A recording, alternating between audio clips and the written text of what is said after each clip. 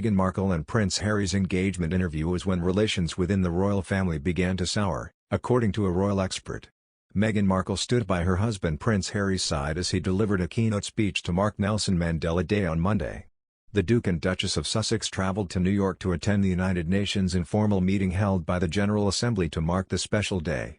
While Meghan watched proudly from the audience, Harry spoke about climate change and poverty, making references to Nelson Mandela's life and legacy and what has been learned from the late South African president's struggle.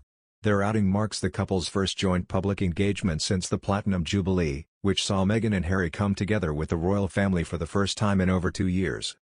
The Duke and Duchess of Sussex stepped down from their senior roles within the firm in January 2020. They relocated to Montecito, California, an affluent suburb in Santa Barbara, where they now reside with their 2 children, 3-year-old Archie Harrison and 1-year-old Lilibet Diana.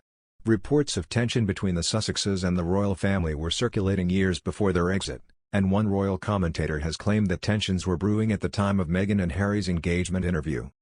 In keeping with royal tradition, the Duke and Duchess of Sussex sat down for their first joint interview in November 2017, soon after Harry had proposed. Speaking during Channel 5's 2022 documentary Harry and Meghan vs. the Monarchy, Ashley Pearson said, "The engagement interview was when things really started to sour." During the interview, Meghan was asked whether her family had worried at all about the scale of what you're getting into. In response, the bride-to-be said, "Well, I'm sure at the onset, both of my parents and my close friends were concerned. I did not have any understanding of just what it would be like."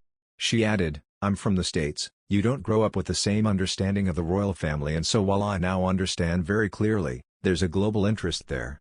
I didn't know much about him, Harry, and so the only thing that I had asked her, mutual friend who set them up on a blind date, when she said that she wanted to set us up, was, I had one question. I said, well, is he nice?" Later in the interview, Harry said, "I tried to warn you, Meghan, as much as possible, but I think both of us were totally surprised by the reaction after the first 5-6 months, which, we had to ourselves, with what actually happened from then. I think you can have as many conversations as you want and try and prepare as much as possible. But we were totally unprepared for what happened after that." Manners and Peters set up a fake production company called Beneath the Fold and asked 4 royal commentators to do a pre-record, a common practice in the TV industry in which experts give generic reactions ready for broadcast in advance of an event. On the video's narration, Peters says, "Would these paid commentators give a review of an interview they've not yet seen? To put this to the test, Archie and I set up a production company, Beneath the Fold Limited." He added, "The experts were happy to act as if they'd already seen the interview. Their fees were negotiated and their contracts signed."